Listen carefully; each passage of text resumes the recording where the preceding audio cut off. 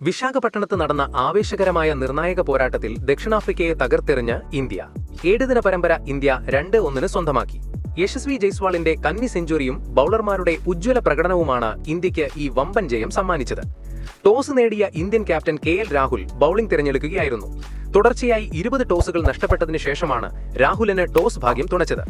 ആദ്യം ബാറ്റ് ചെയ്ത ദക്ഷിണാഫ്രിക്ക ക്വിന്റൺ ഡി കോക്കിന്റെ തകർപ്പൻ സെഞ്ചുറി കരുത്തിൽ 106 റൺസിന് മികച്ച സ്കോറിലേക്ക് നീങ്ങുമെന്ന് തോന്നിച്ചെങ്കിലും ഇന്ത്യൻ ബൌളർമാർ കളി തിരിച്ചുപിടിച്ചു. 47.5 ഓവറിൽ 270 റൺസിന് ദക്ഷിണാഫ്രിക്ക ഓൾ ഔട്ടായി. ഇന്ത്യയ്ക്കായി കുൽദീപ് യാദവും പ്രസിദ്ധ് കൃഷ്ണയും 4 വിക്കറ്റുകൾ വീതം വീഴ്ത്തി ദക്ഷിണാഫ്രിക്കൻ ബാറ്റിംഗ് നിരയെ തകർത്തു.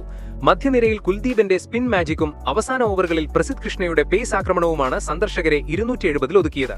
മറുപടി ബാറ്റിംഗിനിറങ്ങിയ ഇന്ത്യ തുടക്കം മുതൽ ആക്രമിച്ചു കളിച്ചു.